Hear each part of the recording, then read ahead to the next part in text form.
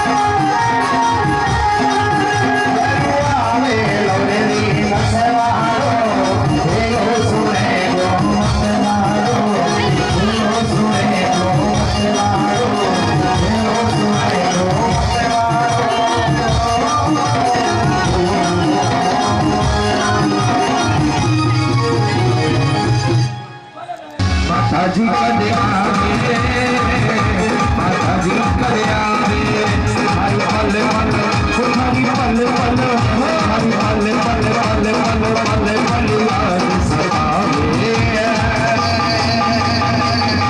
माता जी कदे आवे माता जी कदे आवे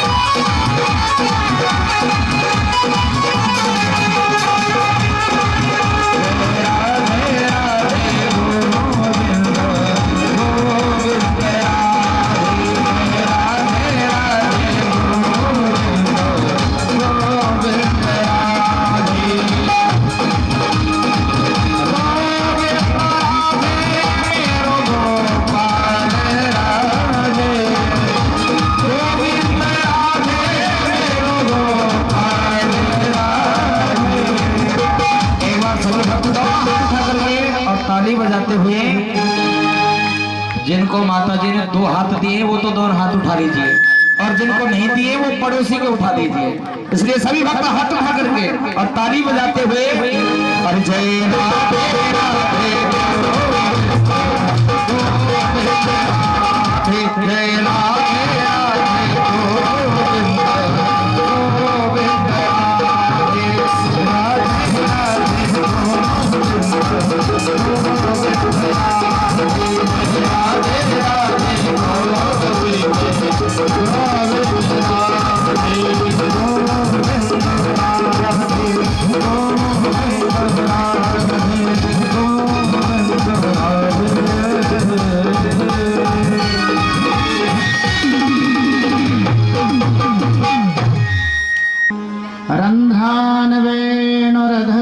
श्रद्धया पूरयन गोपवृन्देर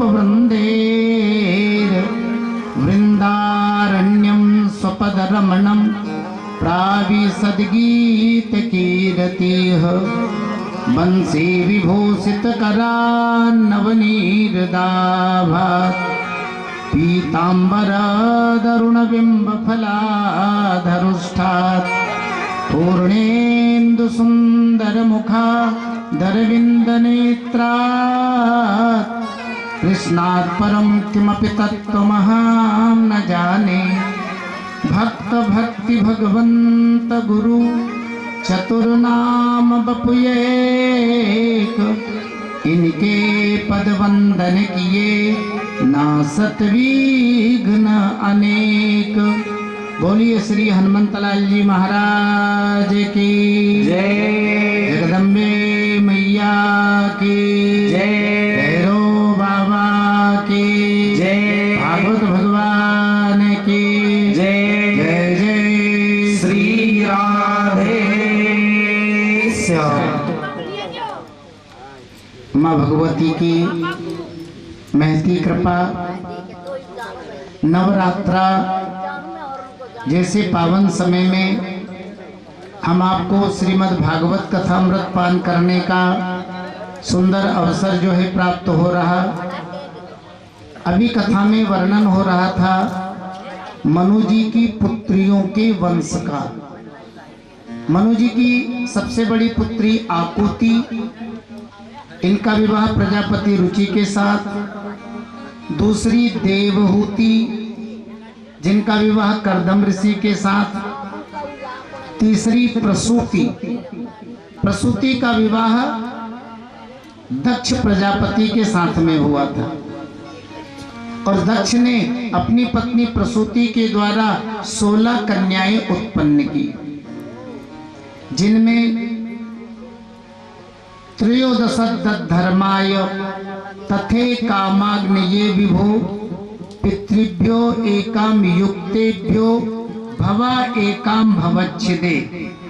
13 कन्याओं का विवाह धर्म के साथ किया, एक कन्या का विवाह पितरों के साथ, एक का विवाह अग्नि के साथ,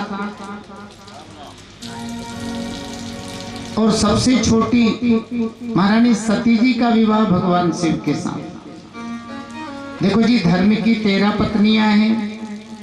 श्रद्धा, मैत्री, दया, शांति, तुष्टि, पुष्टि, क्रिया, उन्नति। लेकिन धर्म की जो सबसे बड़ी पत्नी है उनका नाम है श्रद्धा। भाव स्पष्ट है। जब भी अपन धर्म करें ना, श्रद्धा के साथ करना चाहिए। यज्ञ भगवान की पत्नी का नाम क्या है? दक्षिणा। यज्ञ की पूर्णता किससे है? बोले दक्षिणा से। जब आप भवन में बैठते हैं ना, आहुति देते हैं तो बोलते हैं स्वाहा। अग्नि देवता की पत्नी का नाम क्या है? स्वाहा, सुधा। पितरों को आहुति देंगे तो सुधा बोलेंगे, और देवताओं को आहुति देंगे तो स्वाहा। आहुति की पूर्णता स्वाहा बोलने से है, यज्ञ की पूर्णता दक्षिणा से है। बस उसी तरह धर्म की पूर्णता श्रद्धा से है। ये सूत्र जीवन में याद रखिए। धर्म श्रद्धा से ही करना चाहिए, और जितनी अपनी श्रद्धा होगी हमें उतना फल मिलेगा। हम करोड़ों रुपए खर्च कर रहे हैं लेकिन श्रद्धा नहीं है तो सुनो, मामला जीरो ही है। अश्रद्धाया हुतम दत्तम तपस्तप्तम कृतम च यत् असद इति उच्यते पार्थ न च तत्प्रेत्यनो इह।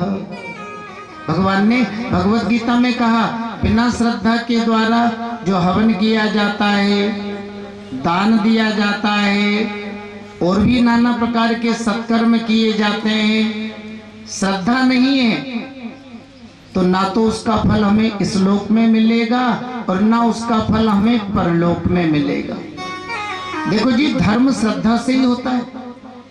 श्रद्धा नहीं है तो धर्म का हमें कोई फल जो है प्राप्त नहीं होगा। इसलिए सीधी सी बात, छोटे से छोटा अपन सत्कर्म करो या बड़े से बड़ा करो, लेकिन श्रद्धा होना जरूरी है।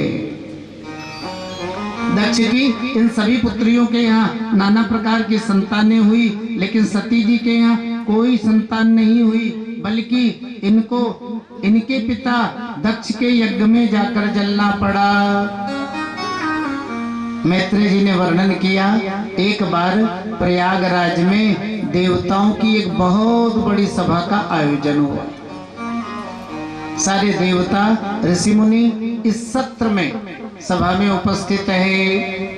यही दक्ष का आगमन हुआ। दक्ष को आया हुआ देख करके सब अपने अपने आसन से उठ करके खड़े हो गए।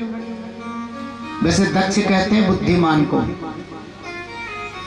और ये बुद्धि मनुष्य को अभिमानी बना देती है। अभिमानी व्यक्ति आदर सम्मान पाने की इच्छा तो रखता है, लेकिन ये दूसरे का आदर सत्कार नहीं करता है। अब यहां भी वही हो रहा है। दक्ष जब भी कोई सभा होती, सत्र होता, सबसे पीछे जाता और देखता कितनों ने मेरा आदर किया और कितनों ने मेरा आदर नहीं किया। अब प्रयागराज में ब्रह्मा जी की सभा का आयोजन, इस सभा में भी देखो सबसे पीछे आए।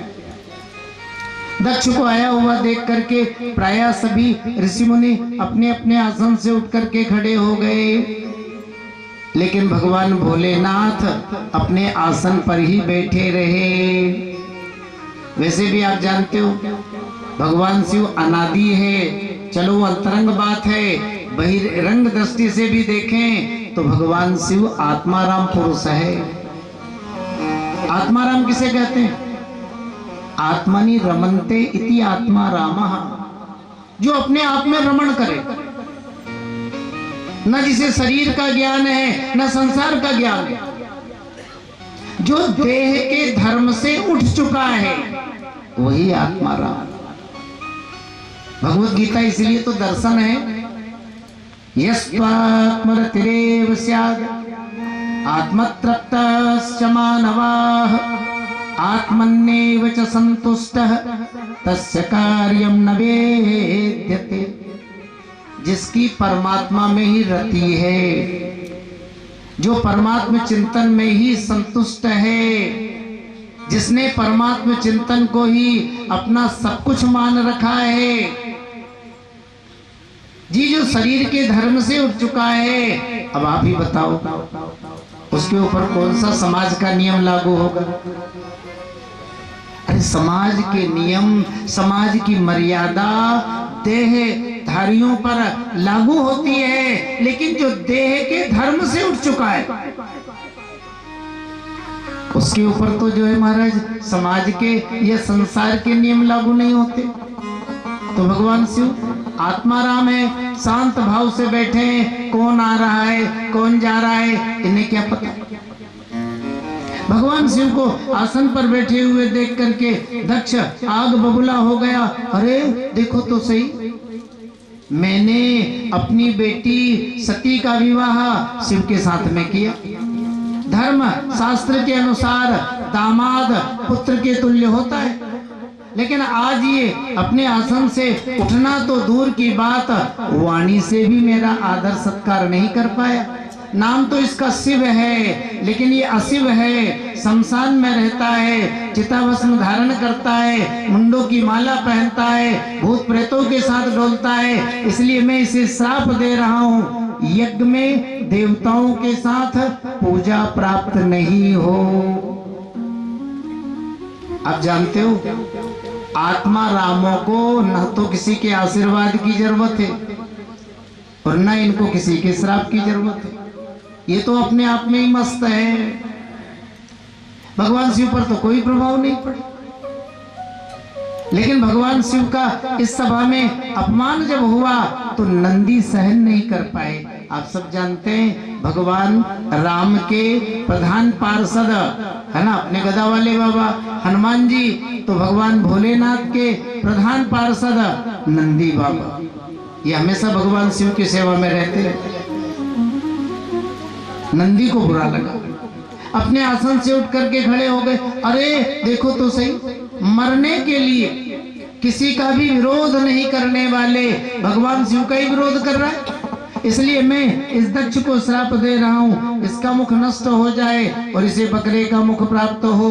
तथा जो ब्राह्मण भगवान शिव का विरोध करने वाले हैं तत्वतः विमुखो भवेत, उन्हें कभी भी आत्मज्ञान की प्राप्ति नहीं हो, कर्मकांड में फंसे रहे और भिक्षुक बन करके संसार में डोलते रहे। अब ब्राह्मणों को श्राप दिया तो ब्राह्मणों के अगुआ भृगु जी महाराज भी वहां बैठे। भृगु जी ने सेव्यों को श्राप दे दिया। भव व्रत धरा ये चतान समनुव्रताः पाखंडिनस्ते भवन्तु सच्छास्त्र परिपंथिना। जो शंकर जी के भक्त हैं और उनके भी जो अनुयायी है भक्त हैं, वो सब पाखंडी हो जाएं। इस सेव्य मार्ग में वही लोग प्रवेश करेंगे जिनको सुरा और आसव देवताओं की तरह प्रिय होगा। भगवान शिव ने देखा सभा तो शांति के लिए हो रही थी, लेकिन जी यहाँ तो क्रांति मच गई, और जहाँ शांति हो गई क्रांति हो गई है ना, क्रांति का और शांति का मेल नहीं है। सो उठे अपने गणों के साथ और कैलाश पर ना किसी प्रकार की द्वेषता है ना अशांति है, बस क्या हुआ क्या नहीं हुआ कोई मतलब नहीं। कुछ दिन बीते देखा विधि विचार सब लायक, तो दक्ष ही कीन प्रजापति नायक। ब्रह्मा जी ने दक्ष को सभी दृष्टियों से योग्य देखा तो प्रजा का राजा नियुक्त कर दिया। आप जानते हो आदमी में कोई दोष नहीं होता है। हाँ महाराज, हम तो कहे आदमी में कोई कमी नहीं होती है, ये दोष काहे में होता है? कुर्सी में। कुर्सी पर जो बैठता है ना उसमें कमी आ जाती है। अरे साधारण मनुष्य की बात छोड़ो, बड़े बड़े राजा महाराजाओं का धर्मात्माओं का जीवन भी कलंकित कर दिया इस कुर्सी ने। संतों को तो हार कर लिखना पड़ा, नहीं को वस जन्मा जग माही, तो प्रभुता पाई जाहि मद नाहि। संसार में शायद ऐसा व्यक्ति खोजने से भी नहीं मिलेगा जिसको अपनी प्रभुता का पद का अभिमान नहीं आया। आज आप तो ज्यादा देखते हो, अब आ रहे हैं चुनाव, देखना खूब वोट मांगने वाले आएंगे। अरे बड़े बूढ़ों के पैर छुएंगे, बड़ी बूढ़ी अम्माओं से आशीर्वाद लेंगे, बहन बेटियों का सम्मान करेंगे। एक बार मुझे भी मौका दीजिए। आपको पता है पैसे के लिए तो मैं चुनाव लड़ ही नहीं रहा हूं, मेरे पास बहुत बड़ा है। अरे मैं इसलिए चुनाव लड़ रहा हूं कि राजनीति में किसी पद पर रह करके मैं देश के काम आ सकूं, अपनों के जो है काम आ सकूं। हाँ? और ये जनता भोली भाली है, कृपा भी कर देती, लगा देती है ठप्पा। चुनाव जीत जाए और बढ़िया मालदार मंत्रालय मिल जाए, फिर आप मंत्री जी से मिलने के लिए जाओ, कहां से आए हो जी, कैसे आए हो जी, हमने तो कभी आपको देखा ही नहीं, भूल गए, अभी थोड़े दिन पहले ही नाक रगड़े थे। महाराज जी कुर्सी है। हमारे भक्त कहा करते थे, काजल की कोठरी में केसोहु सयानो जाय, काजल की एक रेख लागी है पे लागी है। कितना भी बुद्धिमान है, चतुर है, काजल की कोठरी में जाएगा तो देखो जी थोड़ी ना थोड़ी काली माँ तो लगेगी ही। अब दक्ष को राजा बना दिया। राजा बनते ही दक्ष को अभिमान आ गया। एक बात है, जब से मैंने शिव को श्राप दिया, शिव के भय से आज तक किसी ने यज्ञ ही नहीं किया। अरे अब तो मैं राजा हूं, कम से कम और नहीं तो अपने श्राप को तो चरितार्थ करूं। सो देखो हरिद्वार आप जाते ही हैं और जाना भी चाहिए।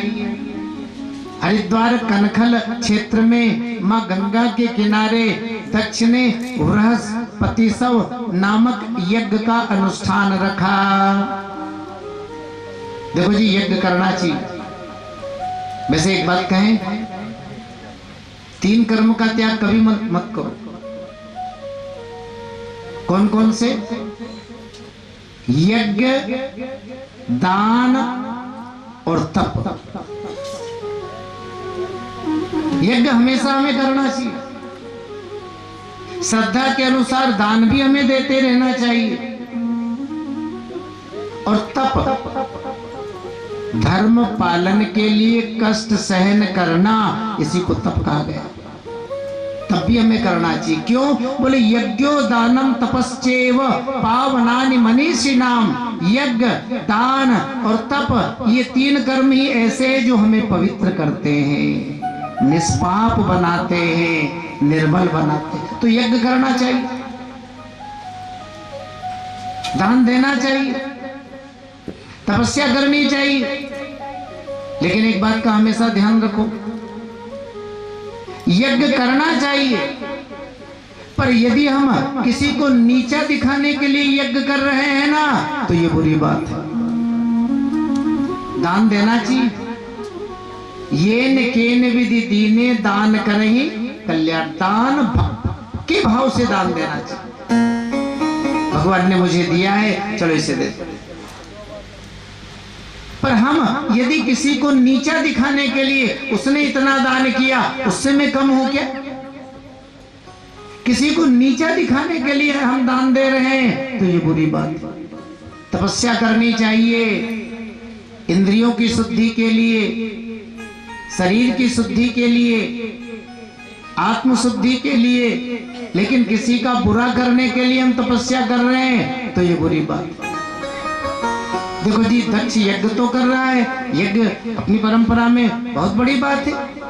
भाग्यशालियों के हाथों से जो यज्ञ होते हैं, यज्ञ करना चाहिए। लेकिन दक्ष जो यज्ञ कर रहा है ना, ये विश्व कल्याण के लिए नहीं कर रहा है, जनता की भलाई के लिए नहीं कर रहा है, आत्म शांति के लिए नहीं कर रहा है, भगवान शिव का अपमान करने के लिए यज्ञ कर रहा है।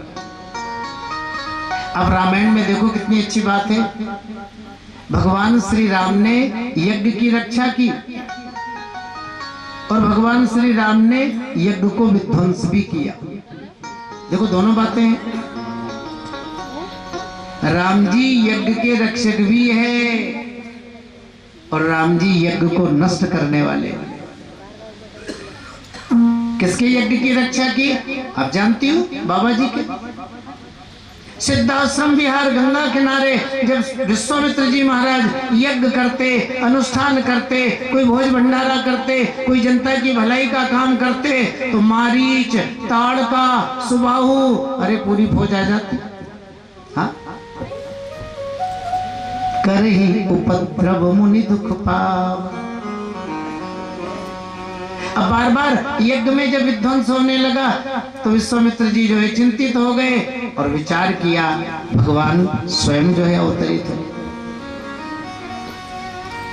सो देखो जी, कथा आप जानते, राम जी को, लक्ष्मण जी को महाराज दशरथ से मांग करके ले गए और राम जी विश्वामित्र जी के यज्ञ में सजग प्रहरी बने, पहरेदार भी बने, तो कच्चे नहीं, सजग। ताड़का को मारा, सुबाहु को मारा और मारीच को ठिकाने लगाया। लक्ष्मण जी ने सारी निशाचरी सेना को नष्ट किया और विश्वामित्र जी के यज्ञ की रक्षा। क्यों? इसलिए कि विश्वामित्र जी जो यज्ञ करते थे महाराज विश्व कल्याण के लिए करते थे, जनता की भलाई के लिए करते थे। इसलिए राम जी यज्ञ में पहरेदार बने, यज्ञ की उन्होंने रक्षा की। और एक बात सुनो, यज्ञ रावण ने भी किया। लंका कांड में आप पढ़ते होंगे, अभी तो नवरात्र चल रहा। जब कुंभकर्ण, मेघनाथ, बड़े बड़े निशाचर ठिकाने लग गए ना, रावण ने सोचा अब मामला भारी हो गया, वानर भालुओं से निपटना भारी है, सो रात्रि में यज्ञ रख दिया। विश्वामित्र जी महाराज ने राम जी को बताया, नाथ करही रावण एक जागा, और सिद्ध हो ये नहीं मरही अभागा। देखो एक बात तो कहें, महात्मा लोग पक्षपात तो करते हैं और करना भी चाहिए। विश्वामित्र जी के समय में लिखा यज्ञ, और यहाँ क्या लिखा है? जागा। यज्ञ नहीं, जागा। रात्रि के समय रावण क्या कर रहा है? बोले जागा। हाँ, किस लिए कर रहा है? बोले अमर होने के लिए। विश्वामित्र जी ने कहा महाराज, विभीषण जी ने कहा महाराज पूरा हो गया तो फिर मामला गड़बड़ हो जाएगा, कुछ करो। राम जी ने सोचा मामला खतरनाक ही है, वैसे भी रावण है। देखो जी, रावण लोकान रावयति इति रावण, अपने अत्याचारों से समाज को, संसार को जो रुला देना, उसे कहते हैं रावण। महर्षि वाल्मीकि ने लिखा रावण लोक रावण, संसार को जो रुलाए उसी का नाम रावण। बुरा मत मानना, समय समय पे रावण प्रकट होते हैं। ये सतयुग त्रेता द्वापर वाला सिस्टम मत लगाओ। समय समय पर समाज में रावण पैदा होते हैं, समाज को जो आतंकित कर दे, भयभीत कर दे, दुखी कर दे, बस समझ लो रावण ही है। हा? तो राम जी ने सोचा वैसे ही रावण ने समाज को आतंकित कर रखा है, दुखी कर रहा है, अभी अमर नहीं है तो, और अमर हो गया तो फिर तो संसार का रोना कोई नहीं जो है रोक पाएगा। तो देखो रात्रि में ही अंगद जी, हनुमंत लाल जी, लक्ष्मण जी, है ना, सब जो है गए और रावण के यज्ञ को विध्वंस किया। तो अपन यहाँ बातें कर रहे हैं कि राम जी ने दोनों कार्य किए हैं, विश्वामित्र जी के यज्ञ की रक्षा की और रावण के यज्ञ को विध्वंस किया। क्यों? बस सीधी सी बात, विश्वामित्र जी जो यज्ञ करते थे परमार्थ के लिए करते थे, इसलिए राम जी ने रक्षा की, और रावण जो यज्ञ कर रहा है वो संसार को रुलाने के लिए, दुख देने के लिए कर रहा है, इसलिए राम जी ने रावण के यज्ञ को विध्वंस किया। तो यज्ञ करना चाहिए, लेकिन यदि हम किसी का अपमान करने के लिए यज्ञ कर रहे हैं तो भैया वो ये बुरी बात है। अब दक्ष ने यज्ञ का आयोजन रखा भगवान शिव का अपमान करने के लिए, सो सब जगह निमंत्रण, और कैलाश पर निमंत्रण का काम ही नहीं। देखो इस यज्ञ में तीनों ही देवता नहीं आए, ब्रह्मा विष्णु महेश विहाय, चले सकल सुरजान बनाए। भगवान ब्रह्मा और भगवान विष्णु ने सोचा इस यज्ञ में चलना ही ठीक नहीं, क्योंकि जहां शिव नहीं है, शिव अर्थात कल्याण, जिस कर्म को करने से कल्याण ही नहीं होगा वहां जाने से फायदा क्या है? और वैसे भी भगवान शिव क्या है? बोले विश्वास। माता पार्वती क्या है? बोले श्रद्धा। हम लाखों रुपए खर्च करके यज्ञ कर रहे हैं, लेकिन उस यज्ञ में श्रद्धा नहीं है, उस यज्ञ में विश्वास नहीं है, तो आप ही निर्णय कर लो जी वो यज्ञ किस बात का यज्ञ? अरे वही यज्ञ है जो श्रद्धा से किया जाए, विश्वास से किया जाए। तो ब्रह्मा विष्णु महेश विहाय, तीनों देवताओं को छोड़कर सारे देवता 12 सजा सजा करके जा रहे हैं। देवताओं की स्त्रियां मधुर स्वर से गान कर रही है, आकाश में शंख मृदंग नगाड़े जो है बज रहे हैं। एक बात कहें, हमारे समाज में भी बड़े विचित्र लोग मिल जाएंगे। आग बुझाने का काम करने वाले बहुत कम मिलेंगे। हाँ, आग बुझाने का काम करने वाले समझदार लोग तो कम मिलेंगे, ज्यादातर लोग आग लगाने वाले मिलेंगे। देवता भी यही काम करते हैं, ये आग बुझाते कम है, आग लगाते ज्यादा है। अब देखो लगा रहे हैं ना, सबको पता है बाबा के पास निमंत्रण नहीं गया तो अपना साइड से चले, लेकिन विमान में बैठ करके कैलाश के ऊपर से जा रहे हैं और नगाड़े बजाते हुए जा रहे हैं। भोले बाबा को ऊपर से इशारा करते हुए जा रहे, बाबा आपकी ससुराल में माल छन रहा है, हम तो छानने घोटने जा रहे हैं, अब आप पधारो तो आपकी मर्जी और नहीं पधारो तो आपकी मर्जी। भगवान भोलेनाथ ने सोचा अपने लिए तो कोई फर्क नहीं पड़ता है ना, स्तुति करो तो भी बराबर है और व्यंग करो तो भी बराबर है, लेकिन साथ में देवी जी भी है, इन्हें पता लगेगा तो फर्क पड़ेगा, घर टूटेगा। क्या करें, अपन भी कुछ करो, उधर यज्ञ हो रहा है, एक काम करो अपन कथा रख लो। लगे कहन हरि कथा रसाल, बढ़िया काम रहेगा ना, उधर यज्ञ हो जाएगा और इधर कथा हो जाएगी, सती को पता भी नहीं लगेगा और काम भी हो जाएगा। सो भोले बाबा सती जी को सुंदर सुंदर कथाएं सुनाने लगे। हमारी यहाँ की माताएं तो बहुत अच्छी है बेचारी, देखो सुनने के भाव लेकर के आती है, लेकिन अक्सर माताओं में कमी है, ये कथा सुनने जाएगी ना तो सबसे ज्यादा हो हल्ला मचाएगी, सुनेगी कम और बातें ज्यादा, कानाफूसी चलती रहती है इनकी। हाँ, कितनी तो कथा में बत्ती बनाने बैठ जाएगी, लगी बत्ती बनाने। कितनी माताएं घर की जो है समस्याएं एक दूसरे से कानाफूसी, कथा भी हो रही है, इनकी बात भी हो रही। देखो मैयाओं, कथा आप सुनती हो तो मन को भी कथा में ही रखा करो, ये नहीं शरीर से बैठे कथा में और मन फंसा है व्यथा में। अच्छा आप ही बताओ, मामला गड़बड़ कब होता है? बोले सावधानी हटी कि दुर्घटना घटी।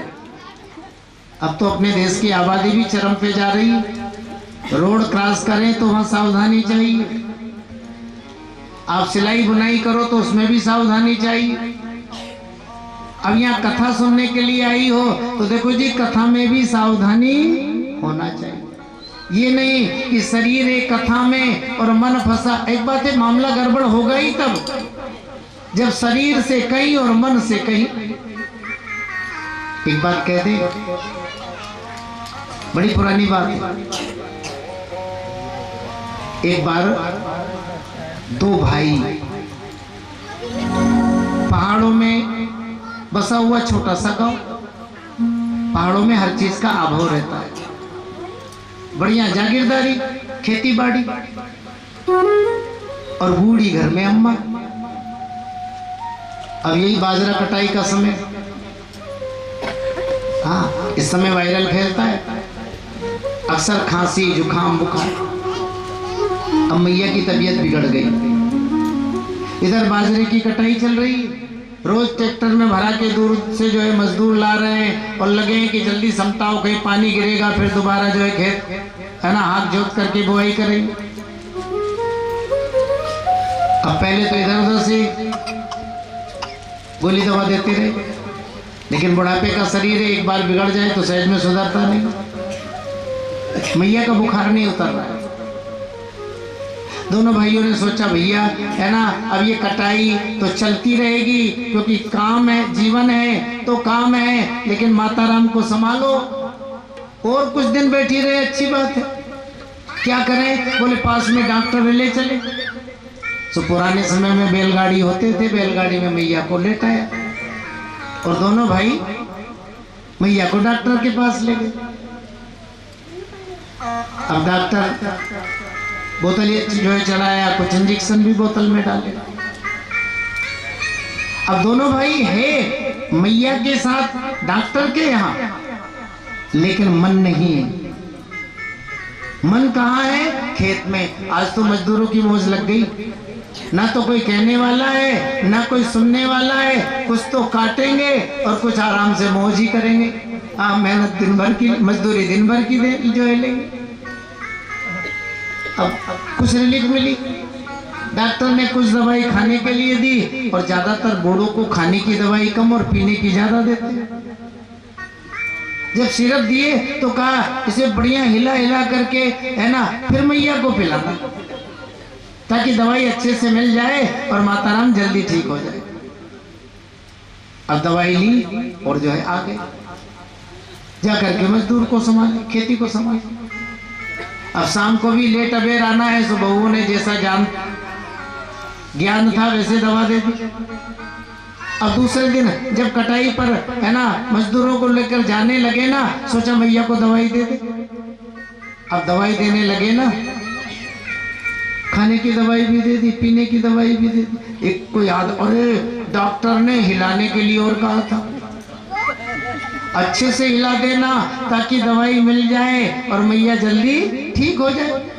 दूसरे ने कहा तो एक बात है, मैया को हिलाने के लिए दवाई तो दे दी ना? बोले हाँ। तो बोले हिलाओ और दो ताकि पेट में अच्छे से दवाई मिल जाए और मैया जल्दी से ठीक हो।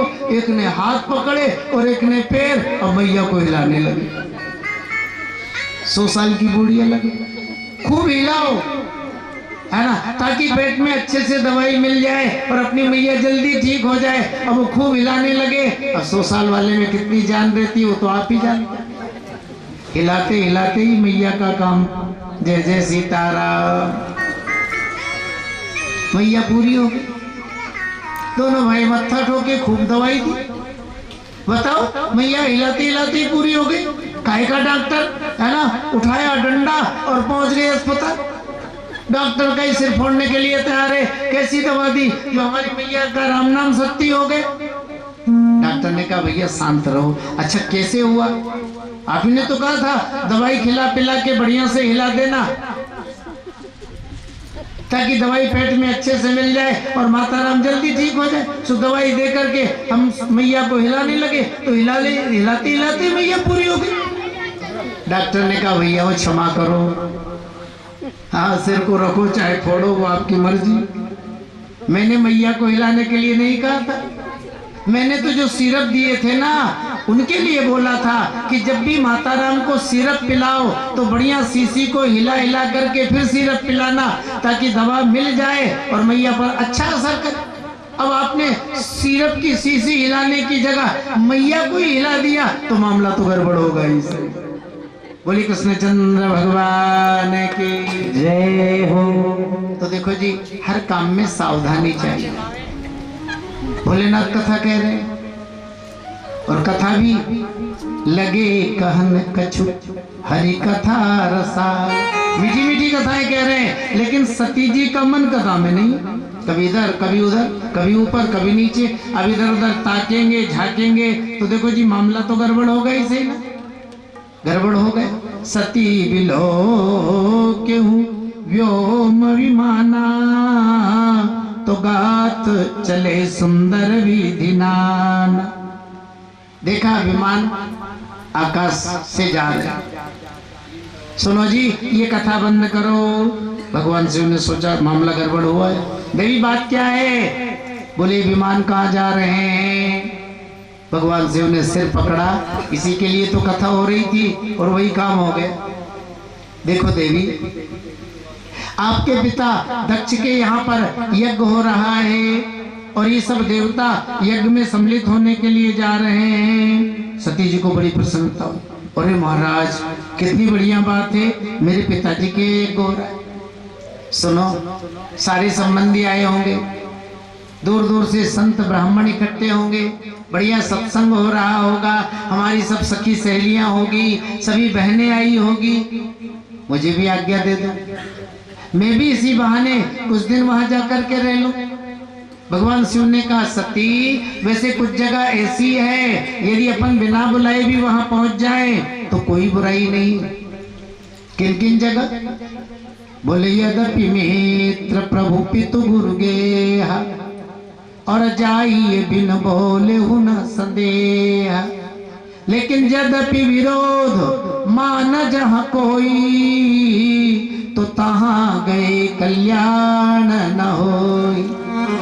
अपने मित्र के यहाँ, अपने गुरु के यहाँ, अपने पिता के यहाँ और अपने मालिक के यहाँ, यदि कोई उत्सव हो रहा है और हमारे यहाँ भूलवश निमंत्रण नहीं आए और ऐसी स्थिति में हम बिना निमंत्रण के भी पहुंच जाए तो देखो जी उसमें कोई बुराई नहीं, लेकिन ये ध्यान रखना चाहिए हमारे जाने से यदि वहां विरोध हो तो ऐसी जगह पर नहीं जाना चाहिए। और देखो जी महात्माओं का तो लक्कड़ ज्ञान रहता है, आवत ही हर से नहीं और नैनन नहीं सने, तो तुलसी तहां न जाइए चाहे कंचन बरसे में। जहां जाने से हमारे प्रसन्नता नहीं हो, आंखों में प्रेमाश्रु नहीं दिखाई दे, हृदय गदगद नहीं हो, अरे सोना ही क्यों ना बरसता हो, ऐसी जगह पर बिना बुलाए नहीं जाना चाहिए। भगवान शिव ने सती जी को बहुत उपदेश दिया, जो बिन बोले जाओ भवानी, रही नसील स्नेह नकानी, ब्रह्म सभा हम सन दुख मान, तेहि ते अजहू करही अपमान। लेकिन सती जी पर कोई प्रभाव नहीं पड़ा। भगवान शिव ने सोचा देवी जी जा रही है तो अपनी ओर से कमी मत रखो, दिए मुख्य गण संग तब और विदा की न त्रिपुरा। मुख्य गणों को साथ में भेजा। भगवान शिव के गण सती जी को सम्मान पूर्वक लेकर के चले। आज हमारी माताएं बैठी और बेटियां भी जो है ये दूर दूर से। सुनो, जब बेटियां अपने ससुराल से अपने मायके में आती है ना तो कितनी खुश रहती है। हाँ, ससुराल का सारा दुख भूल जाती है गांव में आते। अपनी माँ से मिलूंगी, अपने पिता से मिलूंगी, अपने भाइयों से मिलूंगी, अपनी बहनों से मिलूंगी, अपनी बाल्यकाल की सखी सहेलियों से मिलूंगी, कितना गदगद भाव लेकर के आती हूँ। लेकिन देखो जी यहाँ सारा मामला सुना है। सती जी भी ऐसे ही भावों को लेकर के आई, लेकिन सारा मामला दक्षिण कछु पूछी कुशलाता, सती ही बिलो की जरे सब गाता। आज बेटी से बोलना तो दूर, अरे कुशल समाचार तक नहीं पूछा, बल्कि क्रोध के कारण जलने लगा। कैसी निर्लज्ज है, मैंने तो पहले ही निमंत्रण नहीं भेजा लेकिन बिना बुलाए आ ही गई। अब महल में गई, सादर भले ही मिली एक माता, तो भगनी मिली बहुत मुस्काता। माँ जरूर आदर से मिले। देखो माता का स्थान भगवान के स्थान की तरह ऊंचा है। पुत्र भले ही कुपुत्र हो जाए लेकिन माता कभी भी कुमाता नहीं होती है। माँ के मन में हर संतान के प्रति वात्सल्य प्रेम का भाव होता है। सादर भले मैया प्रसूति ने जरूर आदर किया। और बहनों की तो कह दें, शादी से पहले कितना ही प्रेम हो, शादी के पहले ही रहेगा। अच्छा, बाद में स्थिति बदल जाती है ना। आप घर से अनुमान कर लो, आपके घर में 5 बहनें हैं लेकिन सबसे ज्यादा किसकी चलेगी? जो पैसे वाली होगी। फलानी दीदी मालदार है, नहीं दीदी के बिना तो यहाँ दाल में नमक भी नहीं डलता। हाँ, जो पैसे वाली होगी ना, चाहे वो बड़ी हो चाहे छोटी हो, मायके में उसका ही दबदबा सबसे ज्यादा रहे। हाँ, यहाँ भी वही स्थिति। अब भोलेनाथ की स्थिति तो आप जानते हैं। मुस्कुराते हुए बहनें मिल रही है। सती निमंत्रण तो पहुंच गया था ना। सुनो, रहने के लिए 2-4 कमरे बना लिए कैलाश पे कि बढ़ के पेड़ के नीचे ही डेरा पर लगा रहता है। कोई कह रही घूमने के लिए गाड़ी खरीदी कि नहीं, कि वो बूढ़ा बेली चल रहा है। कोई कहती है भोले बाबा ने वस्त्र पहनना चालू किया कि नहीं, कि बागंबर में ही डोलते रहते हैं। देखो जी, अपनों में अपमानित होना यही सबसे बड़ा दुख। सती जी को बड़ा दुख हुआ, यज्ञ मंडप में आई, चारों ओर घूमकर भगवान शिव के स्थान को देखा, कहीं भगवान भोलेनाथ का स्थान नहीं मिला। दक्ष को डांटा, ऋषि मुनियों को डांटा, योगाग्नि प्रकट की और वही अपने शरीर को भस्मसात कर दिया। बोलिए शंकर भगवान की जय हो। भगवान शिव के गण यज्ञ को विध्वंस करने के लिए दौड़ पड़े, लेकिन आचार्य है अत्रि जी, भृगु जी, इन्होंने यज्ञ कुंड के दक्षिण कोण में हवन किया, जिससे सैकड़ों ऋभु नाम के देवता प्रकट हुए, जिन्होंने यज्ञ की रक्षा की। अब देखो जी सारा समाचार कैलाश पर। भगवान शिव ने वीरभद्र को भेजा, वीरभद्र विशाल शिव गणों की सेना लेकर आए, और कितना बढ़िया वर्णन है, सारी घटना एक पंक्ति में। जग विध्वंस जाय तिन कीना, तो सकल सुरन विधिवत फल दी। सहज में वीरभद्र ने यज्ञ को विध्वंस किया, और देखो जी दंड देने की बारी आई तो विधिवत, ये बड़े बूढ़ों के काम की बात है, हर काम विधिवत होना चाहिए जी। पुराने समय में अपने समाज में पंचायत खूब होती थी ना, और देखो समाज भी पंचायत को कितना सम्मान देते थे। पंचों के मुख से परमेश्वर बोलता है, देते थे ना सम्मान। लेकिन धीरे धीरे पंचायत प्रणाली में दोष आ गया। हमारे जो पंच थे ना, वो मुंह देखा तिलक निकालने लग गए। पैसे वाला है, लठ वाला है, अपराध कर दिया, क्या करे, बोले थोड़ा सा दंड दो और जात में मिला लो। और किसी गरीब से अपराध बन गया तो इसके बाप दादा पहले बहुत परेशान करते थे, अब बढ़िया दाव लगाए, पुराना बेर निकाल लो। तो पंच लोग पंचायत के बहाने पुराना बेर साधने लग गए, इसलिए पंचायत प्रणाली से दोष उड़ गए। देखो विधि के अनुसार काम, चाहे बड़ा पैसे वाला आदमी हो, चाहे छोटा गरीब वाला, गरीब जो है आदमी, जिसने जितना अपराध किया है उसे उतना दंड मिलना चाहिए, क्योंकि दंड व्यक्ति को देखकर नहीं दिया जाता है जी, दंड अपराध को देख करके दिया जाता है। कोई भी हो, जिसने जितना अपराध किया उसे उतना दंड मिलना चाहिए, यह है विधि, यह है नियम। और वीरभद्र ने कोई पक्षपात नहीं है, सकल सुरन विधिवत फल दी।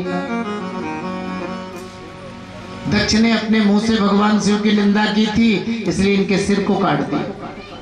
भृगु जी महाराज के मूछ डाढ़ी को नोच दिया, पूखा देवता के दांत तोड़ डाले, भग देवता की आंखें जो है भग देवता की जो है आंखें जो है फोड़ डाली। अब महाराज देवताओं की दशा खराब हो गई है ना। सब ब्रह्मा जी के पास, ब्रह्मा जी ने कहा देखो जी भगवान शिव का विरोध करके कोई सुखी नहीं रह सकता, उन्हीं की शरण में देखो, और सब देव है लेकिन भोले बाबा महादेव है, नाम ही भोले। इतना बड़ा घटनाक्रम हुआ, हाँ, लेकिन आज दैन्य भाव लेकर देवता कैलाश पर गए, भगवान भोलेनाथ की स्तुति की, भगवान शिव प्रसन्न हो गए। देखो जी मेरे गणों ने दक्ष का सिर काट करके हवन कुंड में डाल दिया, इसलिए दक्ष को बकरे का सिर लगा दो। भृगु जी की मूछ डाढ़ी को नोच दिया, सो इनको बकरे की मूछ डाढ़ी। भग देवता की आंखें फोड़ डाली, इसलिए भग देवता मित्र देवता की आंखों से यज्ञ में अपने भाग को देखे। पूखा देवता के दांत तोड़ डाले, इसलिए पूखा देवता पिसा हुआ अन्न खाए, ये यजमान के मुख से भोजन करे, बाकी देवताओं के अंग पूर्वत हो जाए। भगवान भोलेनाथ अब कैलाश से पधारे, दक्ष को बकरे का सिर लगाया और दक्ष ने भगवान शिव की पूजा की। आज भी कनखल में बहुत अच्छा शिव मंदिर है, कभी आप जाओ ना तो दर्शन करिए, दक्षेश्वर महादेव, जहां दक्ष ने भगवान शिव की जो है आराधना की, पूजा की। अब देखो काम की बात, भगवान शिव का अपमान करने के लिए यज्ञ किया था दक्ष ने, सफल नहीं हुआ ना। जब भोलेनाथ पधारे, उनका पूजन हुआ, तब जाकर के दक्ष का यज्ञ संपन्न हुआ। बस सीधी सी बात है, वही यज्ञ है जहां सबका सम्मान हुआ। बाहर से आए हुए भक्तों का, संत ब्राह्मणों का, देवताओं का, पशु पक्षियों का, दीन हीन गरीबों का, जहाँ सबका आदर, सबका सम्मान होता है। देखो जी, वही यज्ञ है। और जहाँ अपमान हो रहा है गरीबों का, जहाँ अपमान हो रहा है दीन दुखियों का, ऐसा यज्ञ कभी भी संपन्न नहीं होता है। तो भगवान नारायण ने यहाँ उपदेश दिया, देखो भैयाओं, हम तीनों देवताओं में कभी भेद मत मानना। अहम ब्रह्मा च सर्वश्च जगता कारणम परम आत्मेश्वर उपद्रष्टा स्वयं दृग विशेषणा। परमात्मा एक है और उसके काम तीन हैं, उत्पत्ति, पालन और प्रलय। देखो, वो परमात्मा संसार को उत्पन्न करता है, इसलिए ब्रह्मा। वो पालन पोषण करता है, इसलिए विष्णु। और वो कल्प के अंतिम में संसार का संहार भी करता है, इसलिए शिव। एक बात ध्यान दो, ब्रह्म एक ही है, लेकिन उसके तीन काम है, इसलिए तीन रूप है। जैसे एक दिन में तीन स्थिति रहती है ना, प्रातः काल, मध्याह्न काल और सायं काल। सूर्य तो एक ही है, सुबह सुबह सूर्य हो गए, प्रातः काल